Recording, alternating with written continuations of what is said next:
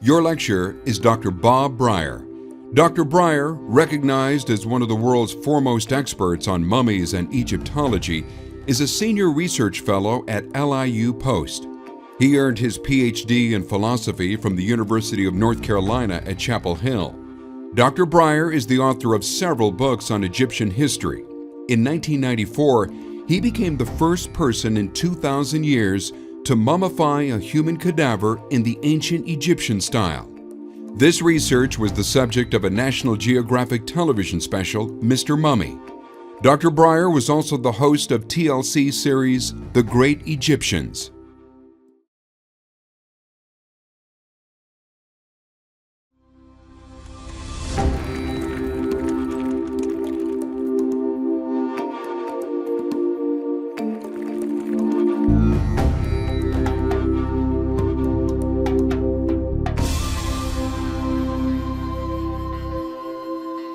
Hi, I'm Bob Brier. Let me begin by telling you how delighted I am that you want to learn hieroglyphs. In some ways, it'll be like learning any other language. There are vocabulary words to be learned, grammatical rules to be followed, and some homework will be necessary, but not too much. In these ways, learning ancient Egyptian is like learning Spanish or French, but I think it's actually easier. One reason for this is that we will not be learning to speak it. Middle Egyptian, which is the phase of the language that we'll be learning, is a dead language. No one speaks it, so most of our efforts can be devoted to learning to read it.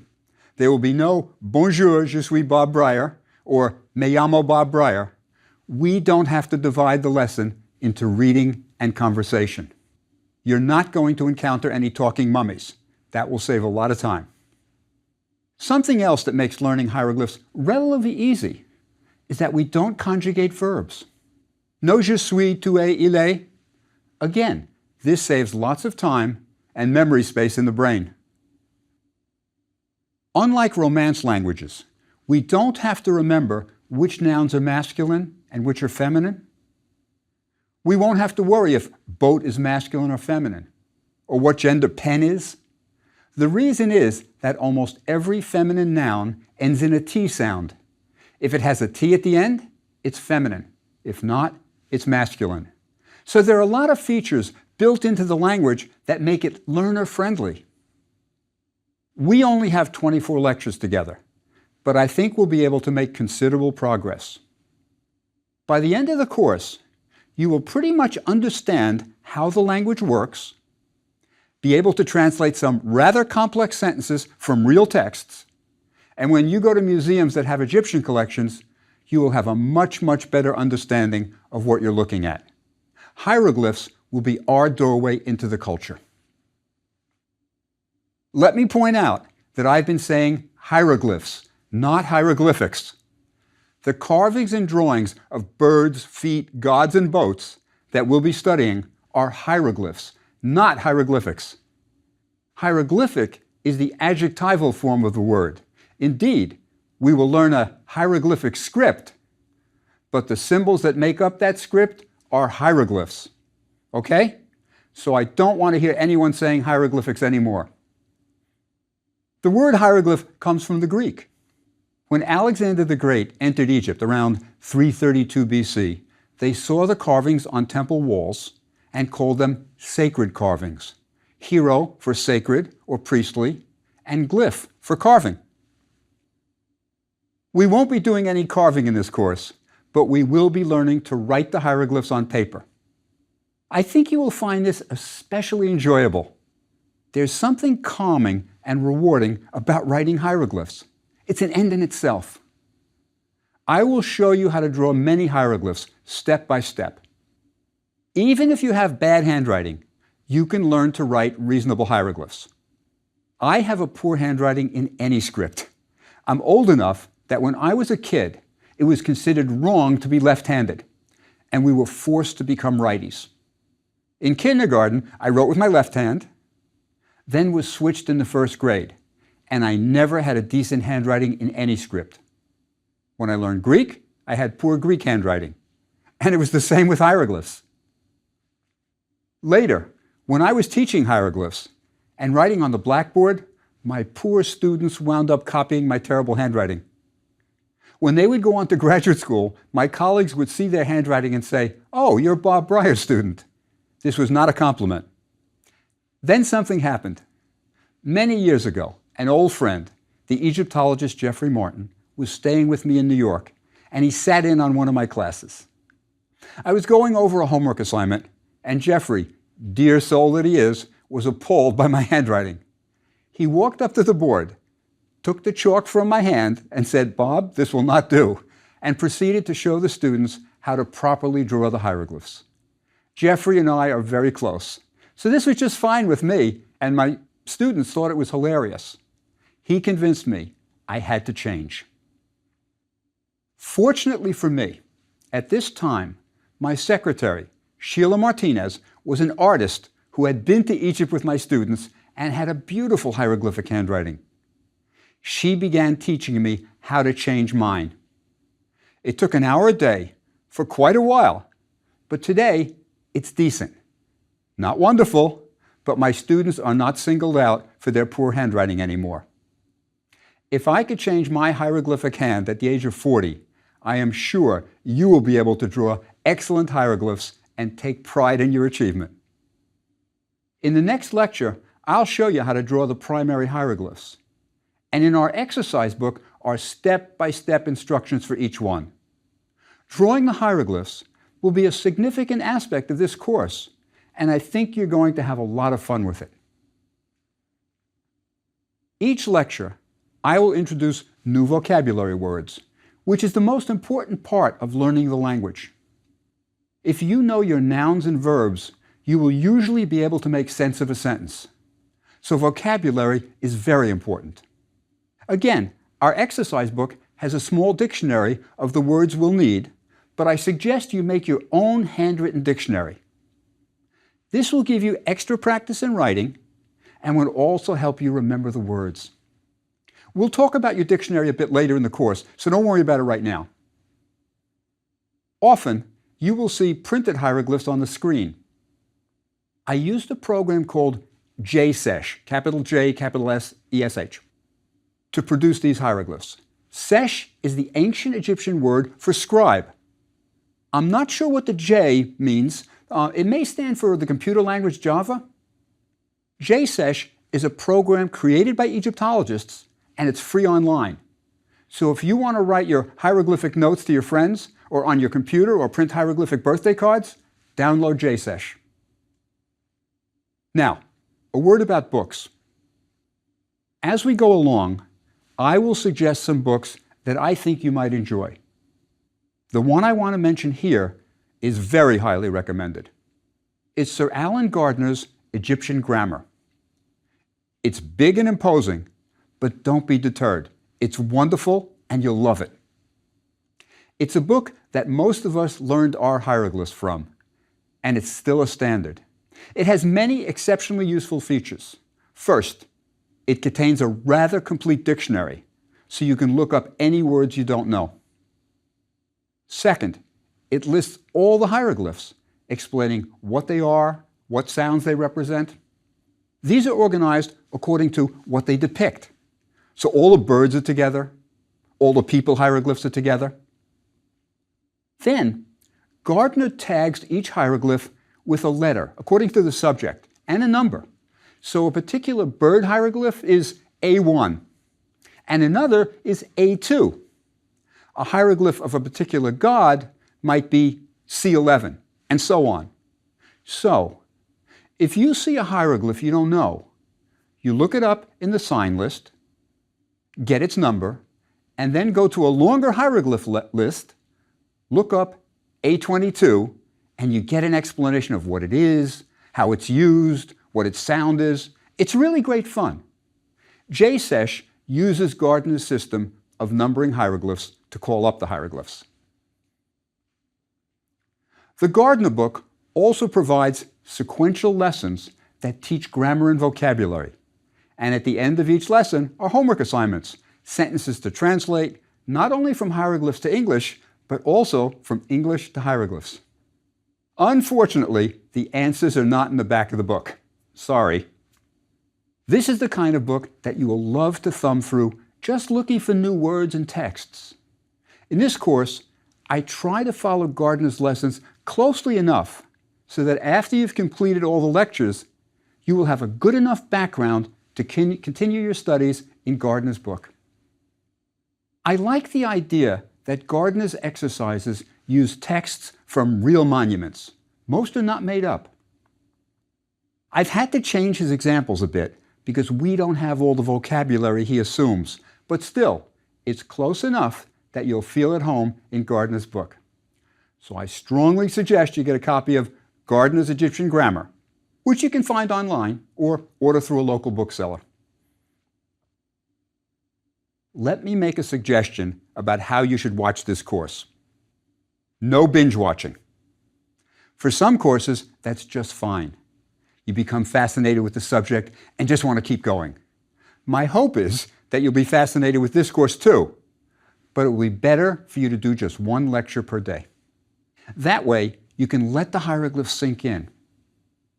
Have time to think about them, and then spend 20 minutes or so writing them while doing the homework. Now, that's enough housekeeping for today. I want to leave time to explain why Egypt had to invent writing. It's not an accident that Egypt invented writing and the native tribes of North America didn't, even though those tribes lived much later. You have to have a certain kind of society to need writing. Let's see what made Egypt that kind of society.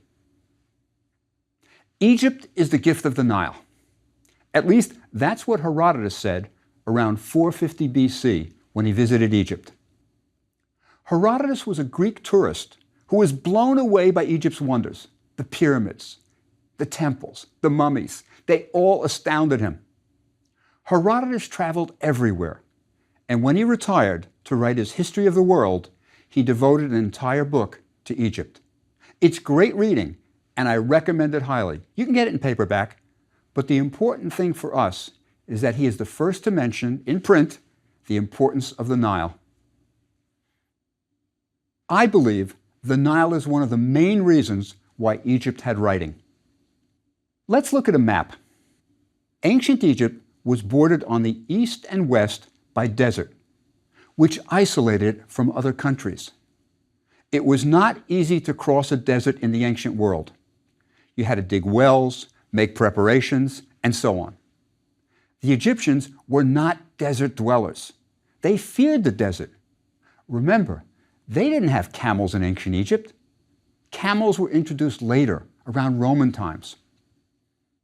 On the north, Egypt was bounded by the Mediterranean. Again, not an easy boundary to cross, especially since Egyptians were not good sailors. They knew how to sail on the Nile, which was a piece of cake. You didn't have to navigate. You could see both banks at all times. Also, the winds were almost always from the north. So if you were going south, you just put up the sails and off you went. When you wanted to return, once again, it was easy. The current flows from south to north. So take down your sails, steer with your oars and tiller, and you're on your way home. Our last natural boundary is the southern one, which in ancient times was at the city of Aswan. Here we have a cataract, large boulders in the river. Again, making passage difficult both into and out of Egypt from the south. So, Egypt, to a great extent, was isolated. Deserts on two sides, Mediterranean in the north, cataracts in the south. How did it survive? Indeed, not only survive, thrive. Here is where Herodotus' statement about Egypt being the gift of the Nile is so important. It isn't a metaphor. It's literally true. Let me explain. Once a year, in July, the Nile overflowed its banks and deposited rich black soil on both sides of the river. For us, this is a natural phenomenon. Each year, monsoons in Ethiopia, to the south, bring torrential rains that wash rich topsoil into the Nile. So we can understand this easily. But for the Egyptians, It was a magical event. What they saw was that the Nile first turned dark brown from the topsoil suspended in the water. Then the river turned green from the slower moving vegetation being washed north into Egypt. And then the river rose 30 feet. Pure magic. You see, the Egyptians didn't know the source of the Nile. They never went that far south. And the reason Herodotus' statement is literal is that when the Nile overflowed its banks and inundated Egypt, it deposited the fertile topsoil. The rich black land of Egypt is indeed the gift of the Nile. The Egyptians fully appreciated how important the Nile was to them. They made offerings to Hapi, the Nile god, who was shown as simultaneously having both male and female traits. He's clearly male, but he has one female breast. The idea is that by himself, he gives life to Egypt. Now, for the connection between the Nile overflowing and writing.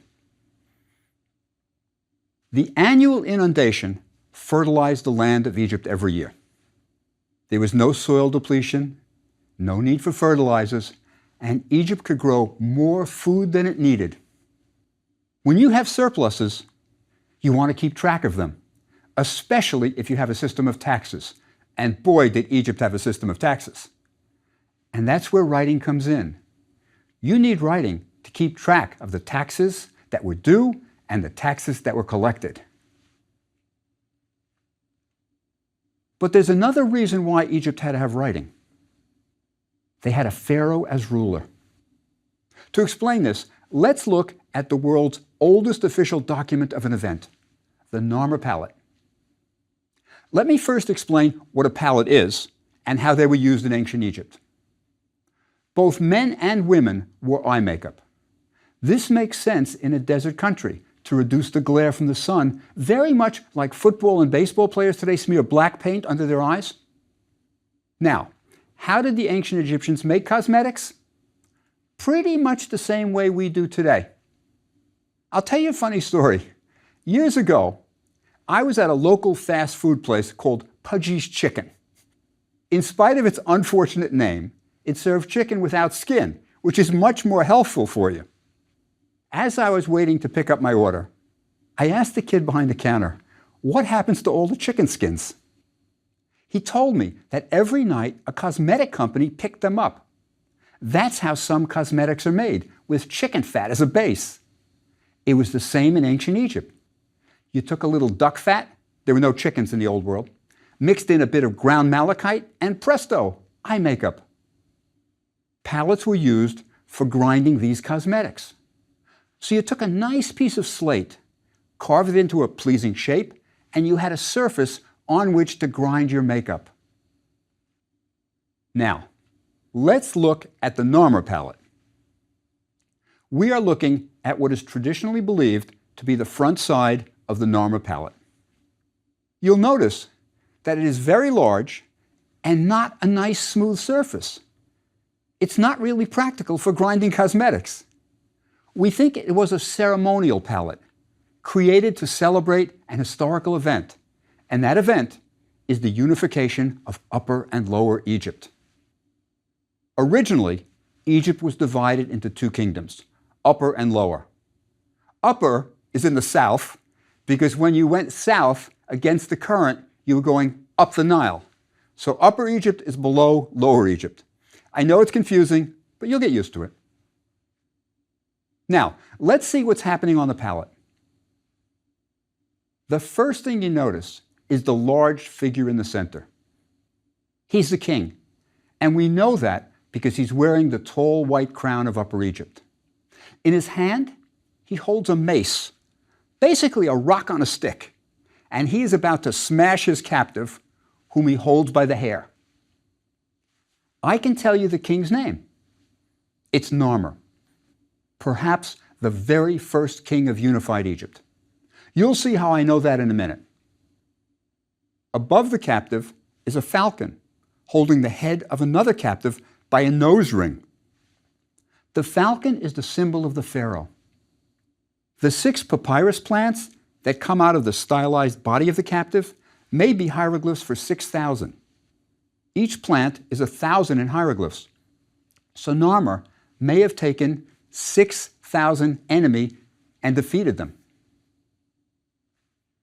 That's the headline, but there's lots more to say.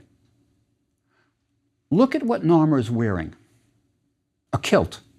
And coming down its back is a bull's tail, a symbol of his power. He also wears a false beard, another symbol of authority. You can even see the chin strap holding it on. Now look behind Narmer at the smaller figure. It's his sandal bearer. And I think he's carrying a pot of water for when the Pharaoh gets thirsty. Behind that little guy are the hieroglyphs for the word servant. The hieroglyph on top is traditionally called a rosette, but it appears to be flower petals of some sort. The hieroglyph beneath it is a small club. These are very early hieroglyphs, carved at the beginning of the written ancient Egyptian language, so we aren't exactly sure what they mean, but we have a good idea. The rosette appears in front of other kings' names, so my bet is it means king. The little club in later Egyptian texts means servant, so the little guy with the sandals is the king's servant. But don't think he's just a lowly servant. He is actually an important official. Around his neck, he's got a cylinder seal on a cord. This shows he was high up in the hierarchy. Also, just being represented on the palette must have been a great honor. Behind the captive may be the name of the town he comes from. We're not sure. Remember, these are very early hieroglyphs carved around 3100 BC, right at the beginning of writing. Beneath Narmer's feet are 2 fleeing enemies, with their towns apparently indicated by the hieroglyphs above them. Now, how do I know the king's name is Narmer? Look at the top. 2 representations of a cow goddess look down on the scene, perhaps in approval. But between them is a rectangular structure called a serech that represents the facade of a palace. There are doors and windows. Inside that rectangle are 2 hieroglyphs. The one on top is a catfish, which was pronounced nar in ancient Egyptian. Beneath it is a chisel, pronounced mer, nar-mer. That's how the first king's name was pronounced. Now, let's look at the second side of the palette to see the end of the event commemorated. The second side of the palette has the same top with the cow goddesses and the name of Narmer in the palace facade. Beneath it, however, we have something different. A procession, a victory procession. Narmer is now wearing a different crown, the short red crown of Lower Egypt. He came from the south, conquered the king of the north, and now rules both north and south. Egypt is unified. His name is very prominent in front of him, Narmer. In the procession that precedes him is a figure that's larger than the others. The hieroglyphs above him are not his name. They mean vizier or prime minister. I think you can see his stoop posture. That's because he's wearing a leopard skin. It's the sign of a high priest, and it's not an easy garment to wear. It's not tailored, so he's bent over, holding the heavy garment on. The smaller figures hold standards, perhaps the divisions or towns from which the army came. They're walking towards decapitated bodies that have their hands tied. Don't mess with Narmer. Beneath this procession, we see 2 mythological animals with their necks intertwined. This is unusual. They appear only in a few other times in Near Eastern art, and we don't know exactly what the beasts represent. Here, they may well symbolize the unification of the 2 powerful lands. At the very bottom of the palette is a bull, simultaneously breaking down a walled city where he tramples on the enemy. The bull is yet another symbol of the pharaoh. The Narmer palette is important for several reasons. Because of its historical content, and because it's very early writing describing the beginning of Egypt as a great nation. But it's also important to ancient Egyptian art. It sets standards, conventions that would be followed for 3,000 years. First, it shows hierarchical proportions. The more important people are shown larger. Just look at Narmer on the front compared with everyone else. Second, the smiting of the enemy pose will be the logo for Egypt, the very symbol of the country. It appears on temples for the next 30 centuries. Third, the falcon and the bull will also reappear over and over again as emblems of kingship. Fourth is the practice of placing the action on registers. People don't just float around, they stand on something. The palette is divided into sections, which makes it easier to read. As I mentioned before, the Narmer palette is a very early example of Egyptian writing. If you think about the hieroglyphs on the palette, you'll see that they're not sentences. They're really more like labels. They give Narmer's name, the vizier's title, perhaps the captive's name. They don't tell a full narrative. We have to fill in the blanks, guess at the full story. Everyone always assumed that both sides were carved at the same time to commemorate a single event. This may not be correct. Let me tell you about something I noticed on the palette that suggests that possibly we don't have the right story. Years ago, I was waiting for someone at the Egyptian Museum in Cairo, and he was late. We were supposed to meet at the Narmer palette, and since I knew he would be late, I decided to use the time to take a very close look at the Narmer palette's hieroglyphs. As I looked at both sides, I became convinced that I recognized two distinct handwritings, one on one side of the palette, one on the other. Let's look at the rosette next to the sandal bearer. See how it's drawn on two sides. One side has 7 petals, and on the other, only 6. This is a handwriting. The same person isn't going to write the hieroglyph so differently. 2 different people did this. Also, look at the serech, the palace facade. See how simply, almost crudely it's drawn on the reverse side? Compare that with the other side. Much more complete. Even Narmer's name is drawn differently on the 2 sides. The catfish in his name is quite different from side to side. I am absolutely convinced that the 2 sides were carved by 2 different artists. The question is why? I don't know. Perhaps one side was carved and then some time elapsed and it was decided to carve the second side? Now for the even bigger question. Which side was carved first? I have an idea. It's a half-baked idea, but I think it's interesting.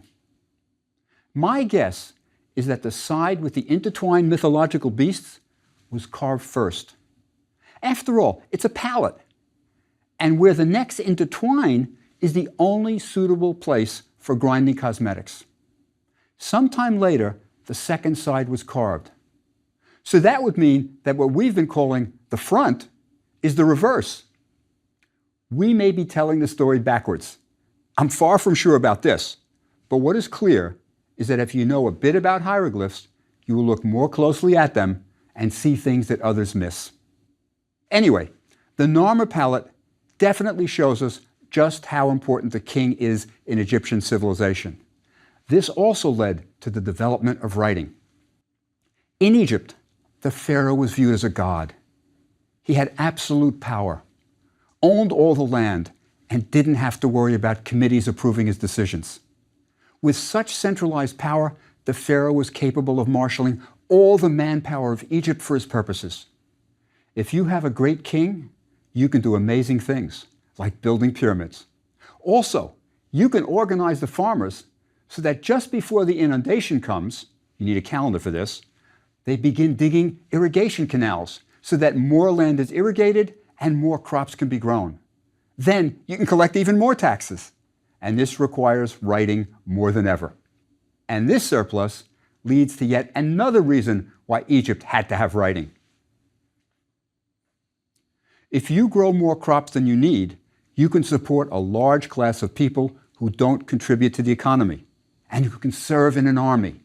Now you don't just call out the farmers when invaders are coming.